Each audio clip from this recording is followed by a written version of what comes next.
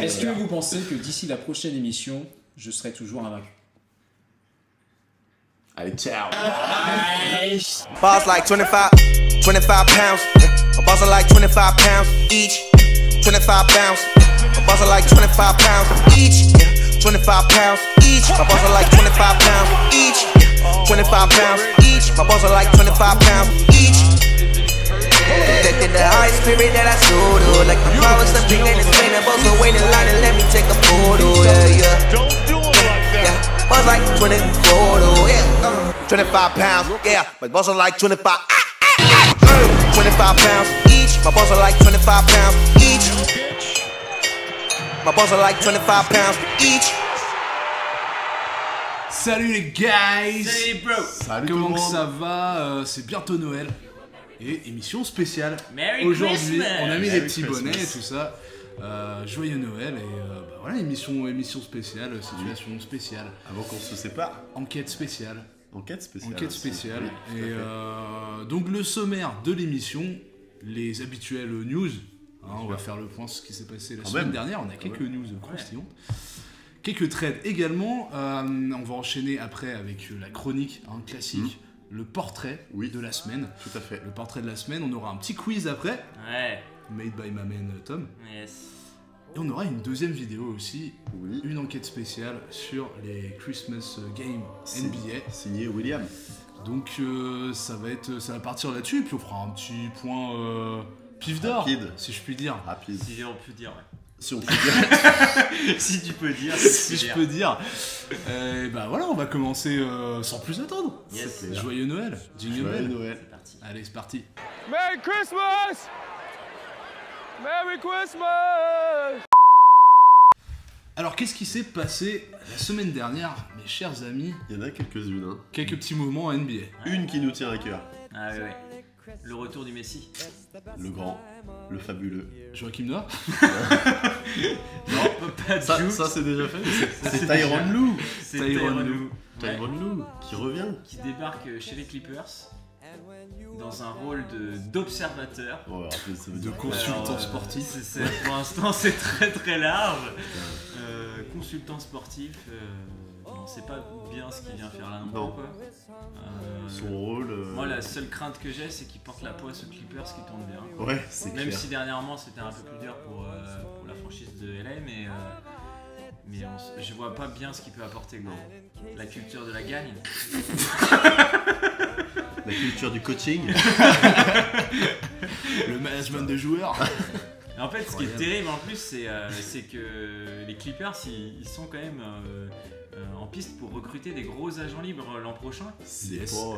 Franchement, moi je vois qu'il y a Tyronn Lue qui débarque un peu dans le coaching staff ou autour. J'ai pas forcément envie d'aller C'est pas hyper m'incruster, engageant, ouais. Je pense que c'est un peu Ouais. une petite faveur de Doc Rivers. Oui, Genre, ouais, Ouais. bon allez, remets-toi en selle un petit peu à côté de chez nous là. c'est vrai. C'est vrai, c'est vrai. Et puis boum quoi. Ouais, donc à voir Étonnant, on va voir. Hein. à voir ce que ça va donner. Hein, on l'attend surtout sur des annonces de système en fin de match. Hein. Il va dire à Tobias Harris, bon alors c'est quoi ta technique? On y va, c'est toi l'ailier. C'est clair. Damien doit être bien content, quoi, Ouais. si je puis dire. Si je peux.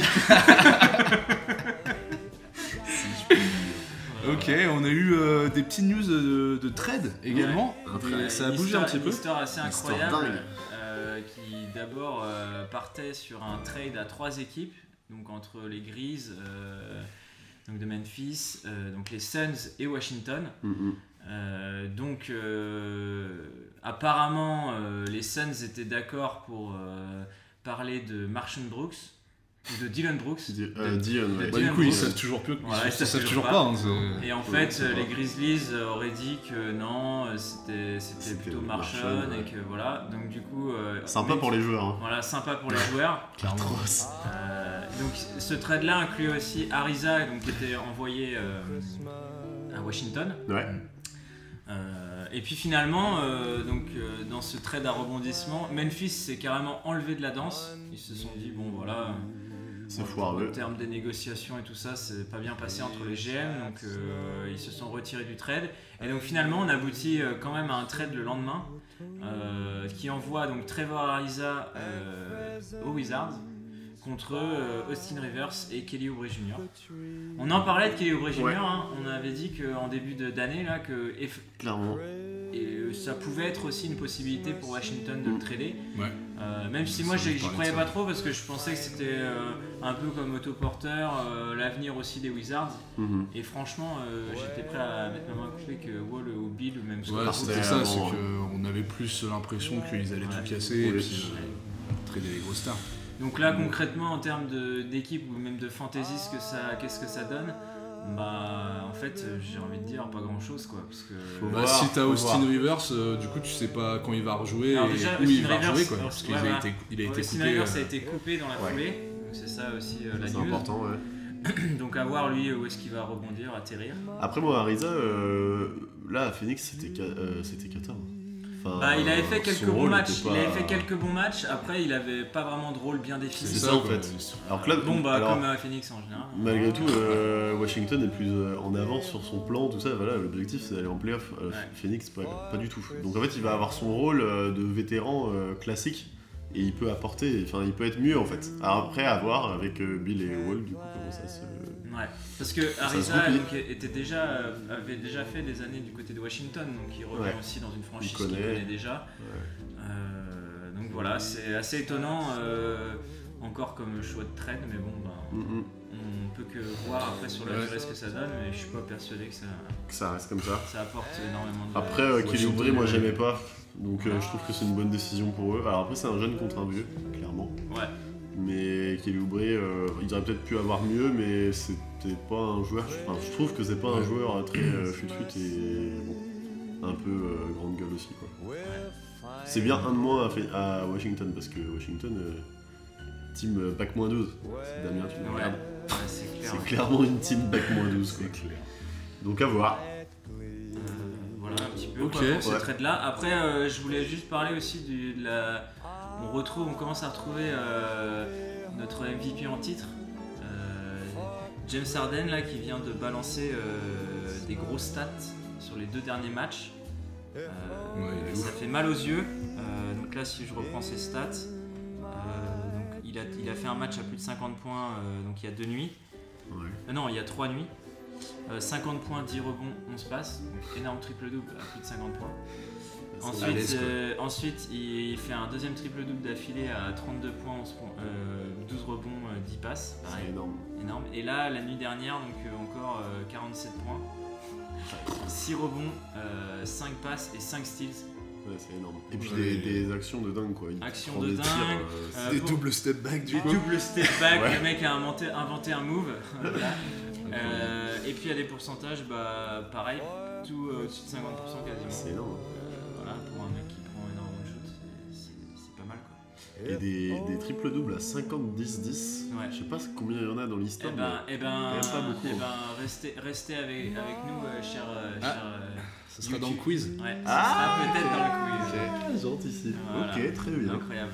Les connexions se font. Ouais, grosse perf d'Harden, mais ça fait du bien de le voir aussi, puis même pour Houston, parce que Houston sans Harden, c'est. Là, il est de retour en mode Chris Paul n'est clairement pas au niveau, et franchement. Et puis le reste des Rockets non plus est pas. Ouais, même Capella qui avait fait un début de saison assez correct, là il avait un petit peu de moins bien. Là, les Rockets sont sur 4 victoires de suite. Ils sont retournés en positif là, je crois. Ils sont juste à 14-14 ou un truc comme ça. Ouais, c'est un truc comme ça.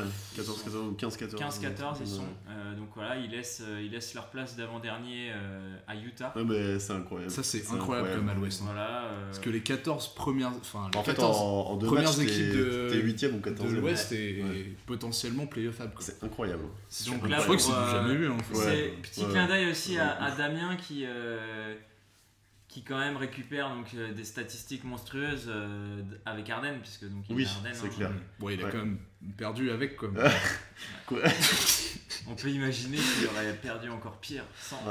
On reviendra dessus tout à l'heure, mais pour info, Damien a perdu contre Jordan. Si vous nous suivez depuis le début de la saison, Jordan, c'est celui qui ne s'est pas connecté depuis le jour de la draft. Donc, qui s'est pas connecté du tout. C'est juste inscrit quoi. Donc sa team est pas du tout gérée. Il y a des blessés, machin. Enfin bref. Et il a perdu du coup. Lui qui était deuxième ou premier ex-aequo avec toi. Oui, il était deuxième. Deuxième, à un match. Et du coup, il passe à 2 matchs de Tom. Incroyable. On reviendra dessus tout à l'heure. Donc c'est super quoi. Si je puis dire. Oh là là. Génial. Voilà un petit peu quoi. Bon, bah parfait pour ces petites news. Ouais, très bien. Très bien, on va enchaîner avec ta petite chronique. Petite chronique. Le portrait de la semaine. Le petit portrait. Le portrait de la semaine, c'est Un tout de vrai suite. cadeau de Noël. Ah, ok, parfait. ça marche. Grosse surprise. Allez, on regarde ça, on se retrouve juste après. C'est les vacances de Noël, enfin. Et alors que la neige recouvre calmement le toit de vos maisons, à l'intérieur desquelles vous écoutez de beaux chants de Noël, je vous propose un portrait qui me tient à cœur. Un joueur que l'on aime tous, un cadeau avant Noël, un toast de foie gras avant l'heure, une coupe de champagne avant le réveillon. Bon, allez, c'est parti.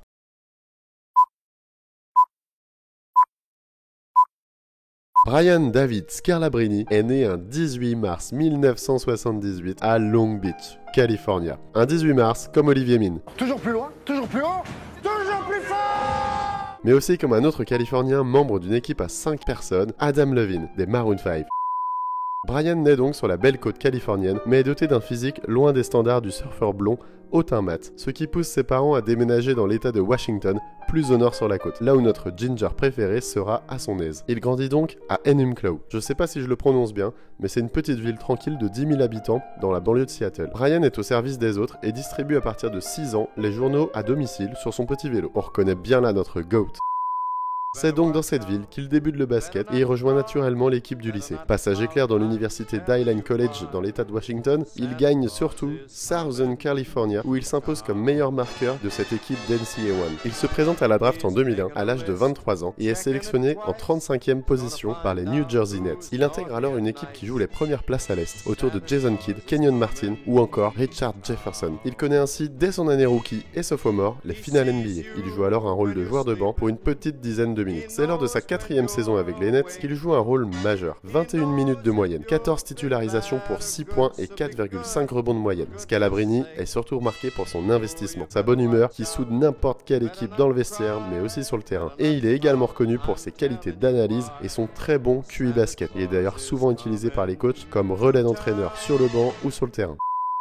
Boston le signe lors de la Free Agency 2005 pour ces raisons, et Brian est désormais reconnu comme un role-player précieux, apprécié de tous ses coéquipiers et du public avec son sens de l'humour aiguisé. Et pour rendre ce qui doit être rendu à César, Boston gagne en 2008 grâce au fabuleux Big Three et offre à Brian une bague dûment méritée. Mais il ne joue pas une minute des playoffs. Champion, CHAMPIONS. Et en réponse à une journaliste lui demandant si cela était dérangeant pour lui, il répondra « Pourquoi vous trouvez ça dérangeant? Aujourd'hui, vous dites cela. Dans 5 ans, vous aurez oublié. Dans 10 ans, je serai toujours champion. Dans 20 ans, je dirai probablement à mes enfants que j'étais starter. Et dans 30 ans, je leur dirai que j'ai eu le trophée de MVP. Je ne vois pas ce qu'il y a de dérangeant là-dedans. » Véracité, VERACITES. Il reste donc 5 ans à Boston, il est adulé par les fans. Chaque entrée sur le terrain, chaque panier marqué fait autant réagir le public qu'un crossover d'Allen Iverson ou un buzzer beater de Kobe Bryant. À ce sujet, Scalabrine s'autoproclame White Mamba en référence à Kobe, le Black Mamba évidemment, surnom qu'il définit ainsi. Le Black Mamba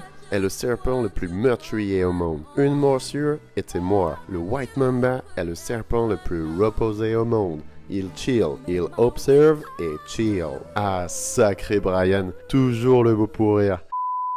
Coach Tibb, ancien assistant d'Aces, le fait venir en tant que 12e homme à Chicago lors de la Free Agency 2010. Ce seront ses 2 dernières années de carrière en tant que joueur, où il entretiendra sa légende avec des entrées sur le terrain de plus en plus rares et courtes, mais toujours plus attendues les unes que les autres. Au United Center, le garbage time se transforme alors en véritable ambiance de finale NBA. Oh, the man, the myth, the legend, the White Mamba.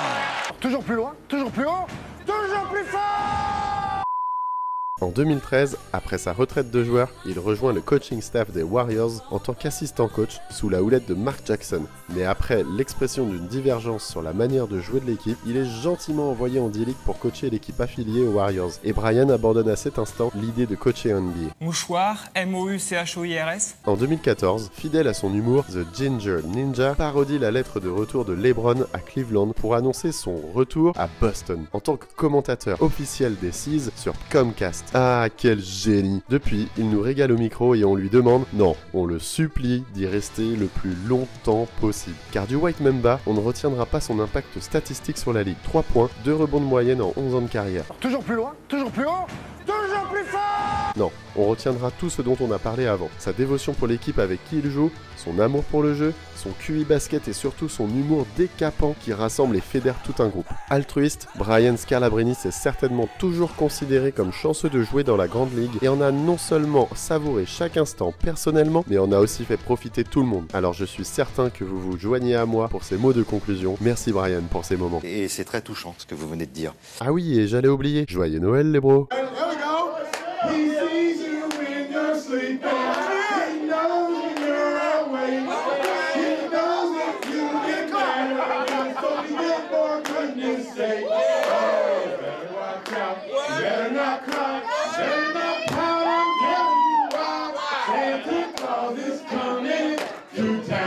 Santa Claus is coming to town.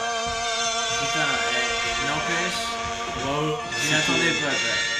Ah mais Brian c'est... Ah ouais mais c'est beau, c'est ma légende. Et franchement pour avoir écouté un peu des matchs de Boston avec les commentateurs en live et tout, et il est pas dégueu. Il est bien, il est bon. Franchement il est plutôt bon et même il est assez pertinent et tout. Il apporte il est pas mauvais. infos, Et puis avec le vieux là, je sais plus comment il s'appelle. le petit vieux avec cheveux les blancs là, ouais. ils se font un binôme, c'est trop bien. Ils sont terribles. Et pour valider ça, les deux super doublages que j'ai fait sont véridiques. Ouais, c'est vraiment ce qu'il a dit. Quoi. C'est vraiment ce qu'il a dit. Et alors l'image où il commente la première où la journaliste lui dit vous avez pas joué des playoffs, qu'est-ce que vous en pensez? Il est avec sa casquette champion, c'est les images où il lui répond quoi. Il lui répond vraiment ça cash quoi. Mais... Génie. Ouais, génie. Et la lettre de retour à Boston, si vous avez l'occasion de la regarder, elle est dingue. C'est trop drôle. Excellent. C'est du LeBron dans le texte, mais en mode Brian Scalabrine quoi. C'est Qui a impossible tourné de à prendre 3 points de rebond en carrière quoi. Il sait très bien qu'il a pas fait une grande carrière, mais Et il a une bague. Bah, il a une bague. Ouais, puis il a quand même une bonne carrière parce qu'il est resté super longtemps. Bah, 11 ans. Qui peut dire qu'il est resté 11 ans avec un rôle dans toujours apprécié quoi. Il était demandé, tu vois. Ouais, en termes statistiques, c'est vrai qu'il apporte rien du tout. C'est pour ça qu'on peut se dire, enfin, tu vois, on peut espérer Frank Ntilikina, c'est pas perdu au pire. Oh le hater. Rendez-vous dans un prochain portrait. Incroyable, si je puis dire. Merry Christmas. Did you get any good gifts? I spent it with my family. Spend time Playing on with them? Christmas. That was my gift. Allez, c'est parti, le quiz la mamelle. Le quiz de Noël. Le quiz de Noël, on a hâte. Allez, est-ce qu'il y a des trucs à gagner du coup? Ouais, il y aura des trucs à gagner. Ok, ça marche. Ça viendra dans la rubrique cadeau après. D'accord. Ok, ça marche. Alors, on commence tout de suite. Comment ça fonctionne le règlement alors? Alors, je balance une question. Ouais. D'accord. Là, je donnerai les règles au fur et à mesure de la question.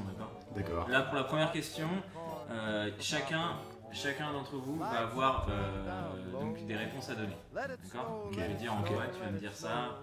Ok, ça marche. Et si l'autre se trompe, ça passe à l'autre. D'accord. Ok. Alors, on reprend après à la dernière personne qui. Voilà. Okay. Dans l'ordre, Antoine, conférence Est, tu me donnes les 8 premiers. Actuel là? Ouais. Donc au lundi 17. Non, au mardi 18. Mardi 18. Pas forcément dans l'ordre. Ouais. Ah si, dans l'ordre. Dans l'ordre. Si tu te trompes, ça passe à l'autre du coup. D'accord. Bon, bah, et du coup, qui? Ouais. Putain, qui est deuxième? C'est pas celui-là. C'est qui? Je suis.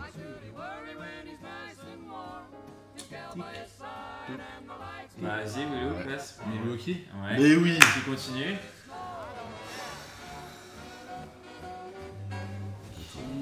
Après, ça devient un peu compliqué. J'ai envie de dire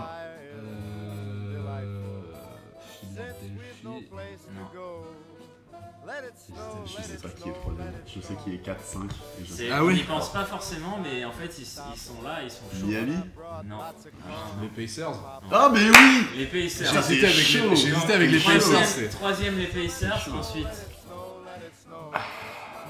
Ensuite Philadelphie. Ouais, ensuite. Alors, Toronto, Milwaukee, Pacers, Philadelphie, Boston. Ouais. Ensuite, sixième. Attends, en 5 c'est Boston. 5 c'est Boston. Donc là, il en reste 3. Là, c'est le pire, je pense. Ouais, là, c'est horrible. Même si le début de classement est pas évident, mais là, c'est le pire. En 6. Ouais. Putain, qu'il y a de bon là à l'Est?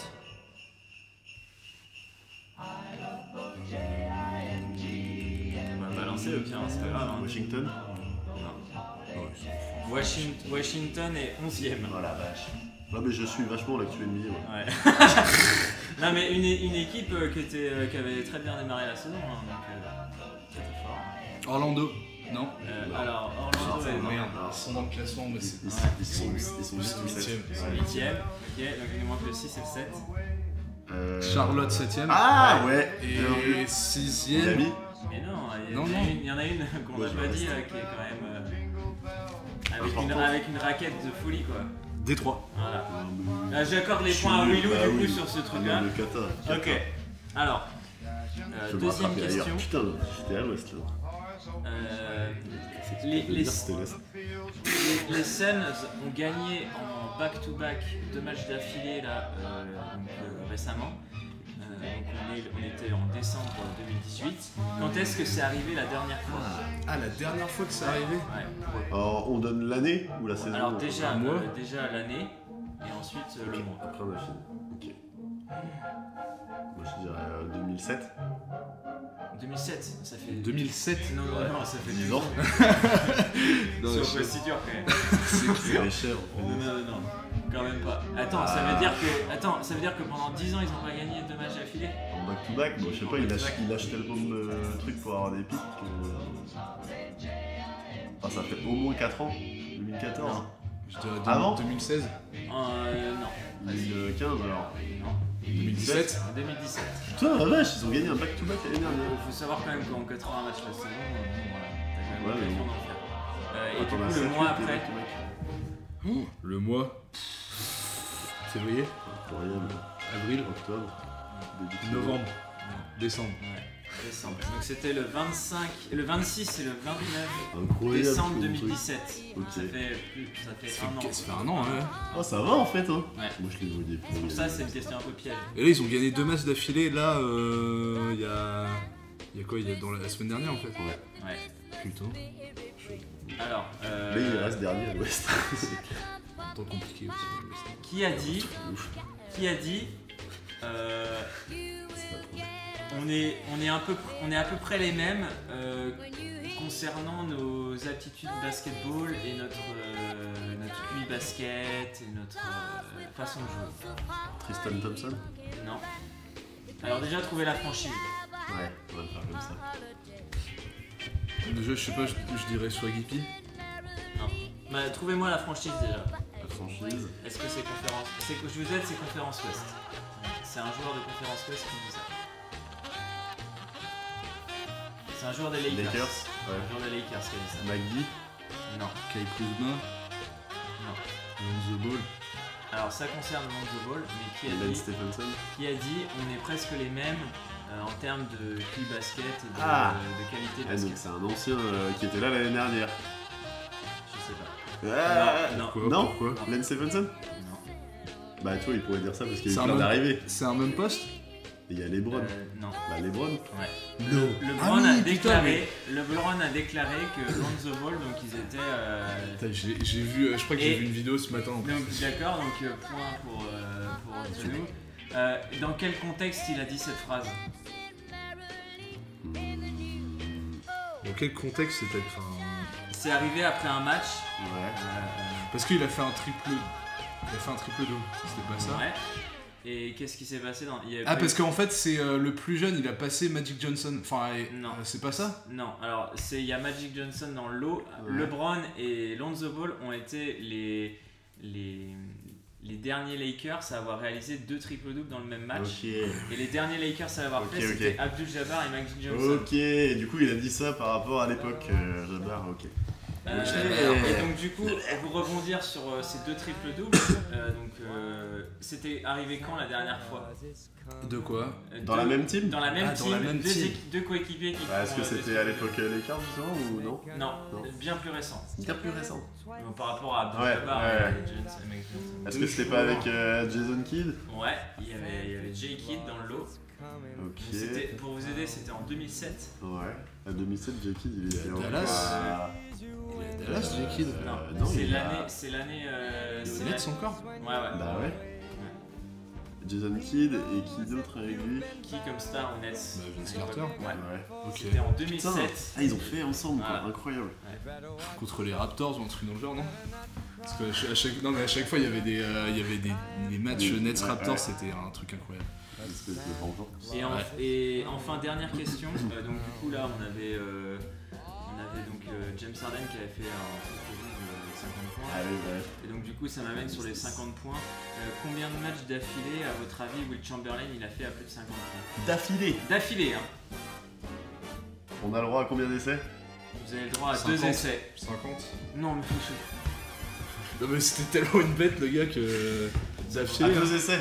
Ah, plus. Ah non, j'ai compris triple-double, merde. Non, 50 points, triple-double, ok. Moi je dirais. Non, pas 50 points triple, juste 50 points. Juste 50 points? Ouais. Moi je dirais 8. D'accord. Il n'y a pas une saison où il fait 50 points de moyenne, Will Chamberlain? Il y a une saison où il est à 44 points de moyenne, putain. Mon dieu. Mais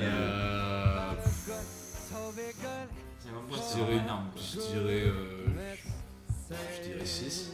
Ok. Eh ben, vous êtes incroyable, c'est 7. Voilà, c'est beau. Je vous dis, c'était donc en 61. Donc il avait enchaîné 50 points, 57 points, 55 points, 59 points, 51 points, 53 points et 60 points. Du 16 décembre au 29 décembre. En l'espace de 13 jours, il a mis 7 matchs à sa place. Noël tous les jours avec lui en décembre. Et le match d'après, il a fait quoi, 48? Intéressant de voir ça. Voilà un petit peu. Incroyable. Excellent. Merci pour ce quiz. Ouais, c'est trop bien. C'est bien. Et du coup, petite question bonus. Qui est 8ème à l'ouest? Qui est 8ème à l'ouest? C'est les Spurs, non? Non. Les Kings. Les Kings ouais, sont 9ème. C'est pas mal. Les Kings sont 9ème. Les Kings, ils sont 2 jours. Ça change tous les jours et puis ça change de la 4ème place à... Les Lakers, non, ils sont remontés, ils sont plutôt 5-6. Ils sont 4ème. 4ème. Memphis. Portland. Ouais, Memphis. Portland est en dessous encore. Portland est 5ème. Ah, 5ème. Donc si on refait... mais hier soir j'ai regardé, ils étaient en dessous. Si on refait le classement, donc à l'ouest, c'est en 1 Denver, donc au passage on a tous perdu. Ouais, d'ailleurs, ouais. C'est clair. 2ème Golden State, 3ème OKC, 4ème les Lakers, 5ème Portland, 6ème les Clippers, 7ème les Mavs. Ah, les Mavs! C'est incroyable. Les Mavs sont chauds. Et les 8ème les Grizzlies. Mais ils se tiennent en 3 matchs quoi, de 8 au 1. Voilà, entre les Lakers et les Memphis, c'est en 2 matchs. Voilà. Et entre Memphis et Minnesota qui est 13ème. Voilà, ça après c'est le double-double de Joachim Noah qui fait la diff quoi. Non, ça va, il a fait 3-3-2, 1 ou 2. Non, il a tourné en 5-4. C'est pas mal. 5-4 je crois. Bon, ça t'a fait un peu. Ouais, bah oui. 5-4 c'est déjà bien. C'est sympa. 5-4 c'est pas mal. Ouais. Après ça fait rager quand tu perds 5-4. Si je puis dire. Voilà, petit quiz. Ok, parfait. Merci Tom. Merci, c'était incroyable. On va partir sur la chronique de Noël. J'espère que vous avez kiffé un petit historique de ce qui a pu se passer toutes ces années au NBA. Allez, on se retrouve juste après. It's the most fantastic time of the year. Ça y est, c'est Noël, les cadeaux sont normalement sous le sapin et comme à son habitude depuis maintenant 70 ans, la NBA nous offre son petit lot de Christmas presents. Le tout emballé dans un écrin des plus clinquants avec en fond une Mariah Carey criarde qui donne l'impression que ça fait 70 ans qu'elle chante. Estimons-nous heureux que Fergie n'ait pas encore sorti de compilation de Noël.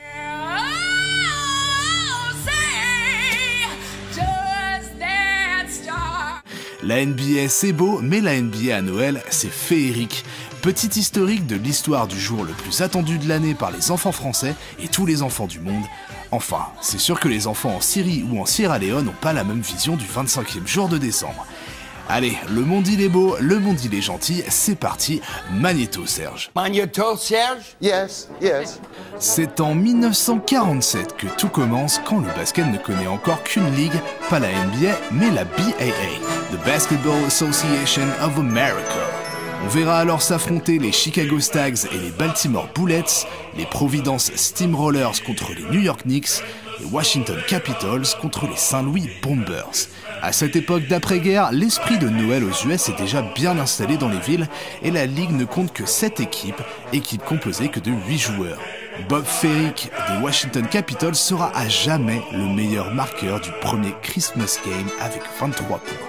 Il faudra attendre 1967 pour voir le premier Christmas Game télévisé, à l'époque où le basket américain se divise entre la NBA et la ABA, où des stars comme Connie Hawkins, Mel Daniels et plus tard Julius Erving y font leur premier record. 1967 est d'ailleurs la première année d'implantation de la ABA qui s'installa dans le but de concurrencer la Grande Ligue, sans succès. Il y a 51 ans, la Christmas Night, c'est 4 matchs entre les Philadelphia 76ers et les Baltimore Bullets, les Seattle Supersonics et les Cincinnati Royals de Oscar Robertson, qui à son habitude fera un triple-double à 26 points, 11 passes, 10 rebonds, et il ne sera pas le seul à empiler les stats car John Havlicek fera un 21 points, 10 passes, 13 rebonds pour mener les Seas à la victoire contre les Knicks. Et enfin, les LA Lakers s'inclineront contre les San Diego Rockets d'un certain John Block. Un gars fort en défense, mais pas que. Et ce sera ce match qui sera diffusé sur la chaîne ABC. Bon, on est encore loin du plateau télé avec Shaq et Kenny là, qui amusent la galerie.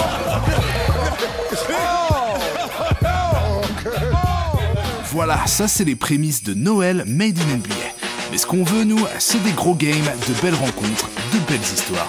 Alors fast forward to 1984. Où ça? Dans le légendaire Madison Square Garden pour un battle new-yorkais contre les Nets de New Jersey. Bernard King, natif de Brooklyn et légende locale, plante 60 points à 19 sur 30 au tir, 22 sur 26 au lancer franc, 7 rebonds et 4 passes. À la mi-temps, le King marquera déjà 40 des 64 points de son équipe. Cette prestation lui vaudra le record de points inscrits dans la franchise new-yorkaise jusqu'à ce qu'un certain Melo ne plante 62 points en 2014. Bref, Bernard se prendra quand même les pieds dans le tapis car sa perf de roi des parquets n'empêchera pas son équipe de s'incliner face à un Michael Ray Richardson à 36 points, 5 rebonds, 4 passes et 4 interceptions. Mais pas bien grave, car les 2 années d'après, les Knicks s'empareront du Christmas Game grâce à Patrick Ewing, qui fera gagner les siens face aux Seas, courant après un déficit de 25 points. Il aura suffi d'une passe longue distance qui a sûrement inspiré Grant Hill et un 3 points au buzzer de Trent Tucker pour le double overtime. Larry Bird et Kevin McHale auront joué 50 minutes pour rien et ce bon vieux Bill aura juste eu l'occasion de chouiner. Le numéro 33 des Knicks récidivera l'année d'après face aux Bulls de Sa Majesté. Ce même Trent Tucker rate son tir, rebond et wing qui rentrera le cuir dans le cercle à la dernière seconde. Ah oui, le queer Patrick.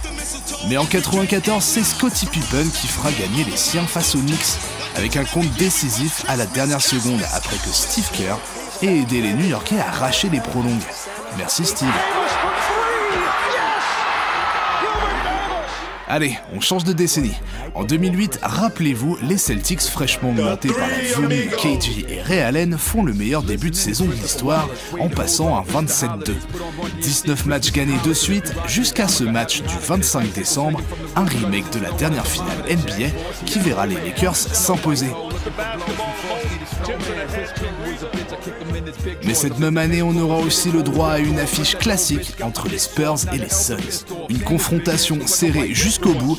Tony P drive, kick the ball to the left, Roger Mason for 3 at the buzzer.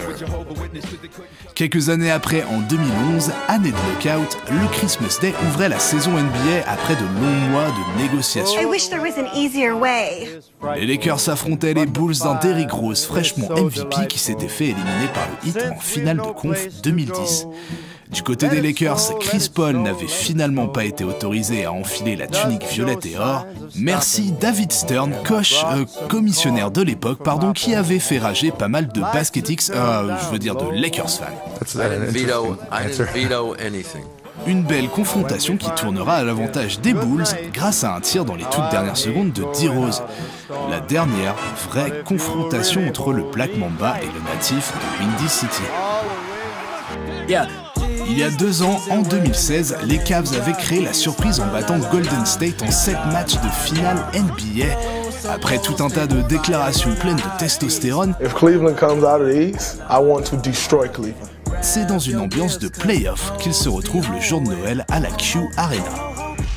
Un match serré de bout en bout, des posters et notamment la faciale de Richard Jefferson, des grosses actions et un tir clutch de Kyrie Irving qui viendra achever les Warriors. Gagner le Christmas Game, c'est bien, mais gagner ne serait-ce qu'un match dans une finale NBA, c'est quand même mieux.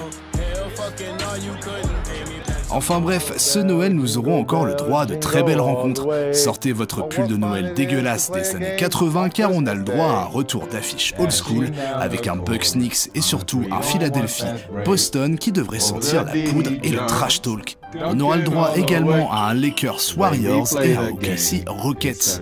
Non, vraiment, Papa Noël il nous gâte souvent.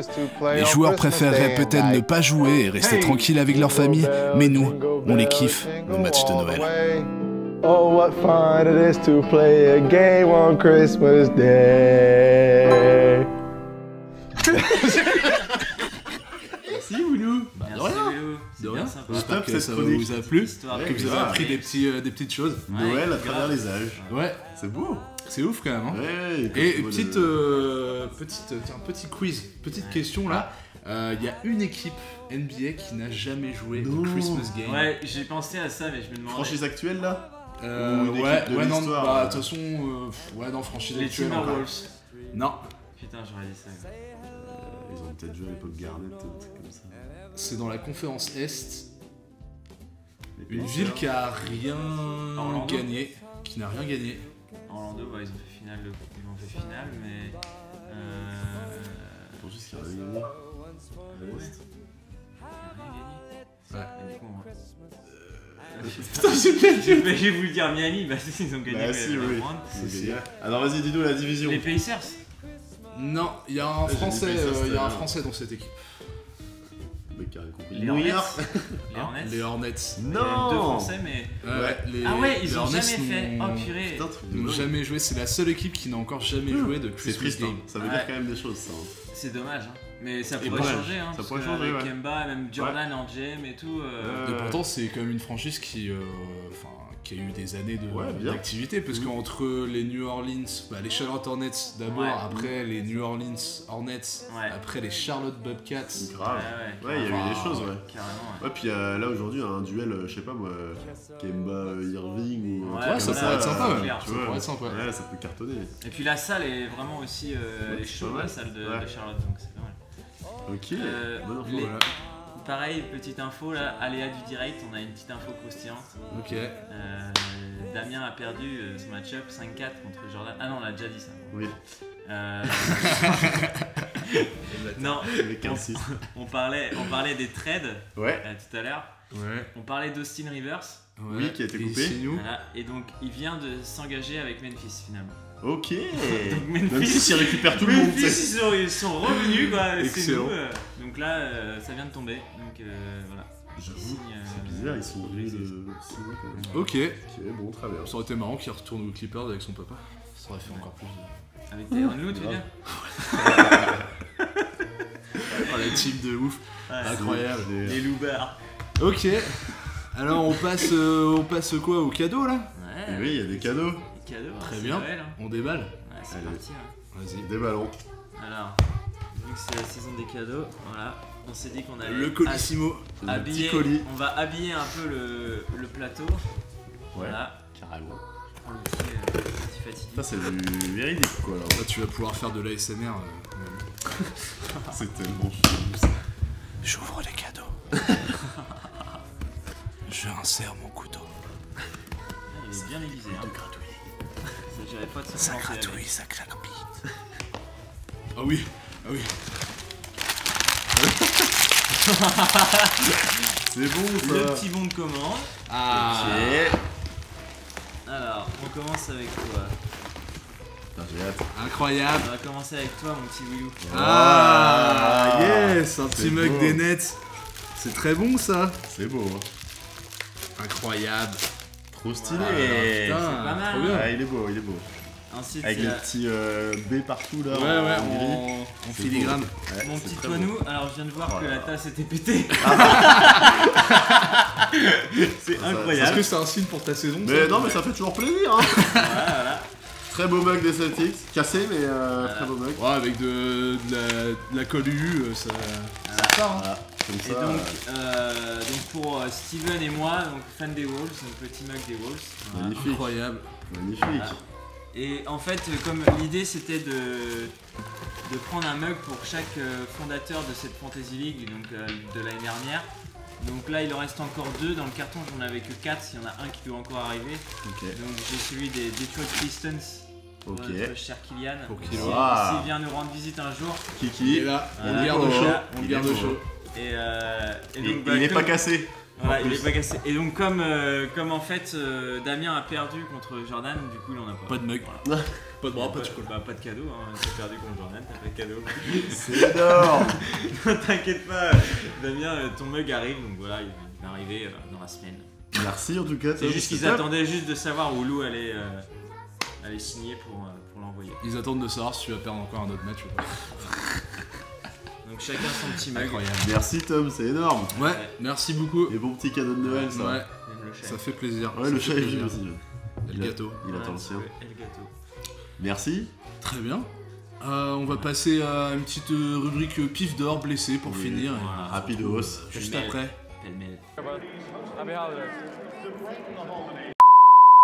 Alors le point blessé cette semaine, on va pas trop en parler, on en parlera après les vacances, on n'a pas trop le time. Ouais. Il y a juste eu un gros blessé. Hein, gros blessé la semaine dernière, qui impacte clairement la fantasy. Ouais. Rest in peace. Rest in peace. C'est Damien Skiban. Damien Skiban, on l'a dit au début, qui a perdu contre Jordan. Hein. Si vous suivez notre fantasy, Jordan, c'est le mec qui s'est jamais connecté. Et Damien était deuxième. Était deuxième. Et du coup, il s'éloigne de la première place. Donc sa vie a basculé un 17 décembre. Voilà, un lundi matin terrible. Je pense que la semaine va être âpre. Et les vacances de Noël encore plus. Froid. On pense à toi, Damien. Allez, c'est parti, on va parler du pif d'or après. Alors, le pif d'or cette semaine, c'est une première. C'est une première. Et félicitations. Félicitations. Le pif d'or de cette semaine, il s'agit de Jordan Melin. Bravo, Jordan. Bravo. J'espère au moins que tu regarderas juste cette partie de l'émission. On te l'enverra, bien sûr. Bien sûr. Donc, mes salutations. Qui a gagné son match-up contre Damien Skiban. Encore lui. Ouais. Damien. Cleveland. Ah il fait les gros titres cette semaine de toute manière. Si je puis dire, Donc il perd 5-4. Non, que dis-je? Jordan gagne 5-4. Attention, rendons à César. Il faut être précis dans les termes. C'est clairement un match perdu et un match gagné par Jordan. Voilà, il a fait les efforts qu'il fallait. Exactement, il a fait ça là. Il a laissé les bons joueurs sur le banc au final. Il a laissé les bons joueurs sur le banc. Un coach efficace. Il finit avec seulement 59 turnovers et ça a fait la différence dans son match-up. 71 à 59 en sa faveur au niveau de turnover. Il a écrasé la concurrence en bloc. Voilà. Choix tactique ça. Choix tactique énorme. Et puis après, il a laissé les bons joueurs aussi pour les pourcentages. Ce qui a fait vraiment la différence donc face à Damien, qui est, on le sait, très fébrile. Oui, très fébrile. C'est pas une surprise. Ah, c'est vrai, ça me fait penser à à Coach Lou, quoi. Ah, exactement. Lou, ouais, exactement. Dans la fière lignée. Voilà, Jordan, c'est l'homme qui va gagner un titre.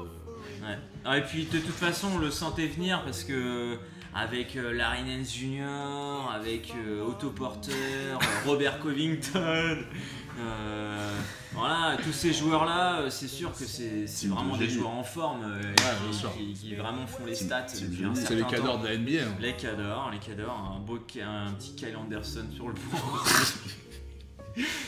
Et un Darren vraiment, c'est du grand Mendes, quoi. Donc bah bravo. Hein. Bravo Jordan. Bravo Jordan. Tu es le pif d'or, tu vas t'afficher juste ici. Et tu es 8ème actuellement dans notre classement, ce qui veut dire que tu es playoffable. C'est ça. Playoffable. Donc il y en a deux hein, derrière quand même. Égalité de bilan je crois, mais du coup avec Romain il me semble. Romain et Kylian. Les big tickets. Ah oui c'est vrai que Kylian aussi. Kylian le père fouettard il va venir reprendre ça. Ouais Kylian va falloir se... De toute façon on fera le bilan après les vacances. Exact. Ouais, on fera un bilan de la phase aller de la ligue. Rendez-vous début d'année quoi. Ça marche. Je sais pas combien on sera. Ce sera le 8, un truc comme ça. Ouais, c'est mardi 8. Ok. Ouais, quelque chose comme ça. Ça marche, on fait ça. Parfait. Bon bah voilà, c'était l'édition spéciale de Noël. Je crois qu'on a fait un peu le tour. Ouais. On s'est bien marré. J'espère que vous avez kiffé et on va se retrouver dans 2 semaines du coup. Et puis un joyeux Noël et une bonne année à tout le monde. Ouais, clairement. Tout à Bonne fait. fête à tous. Profitez bien, bouffez bien. Allez, voilà. Ciao. Allez, à l'année prochaine. Salut bro.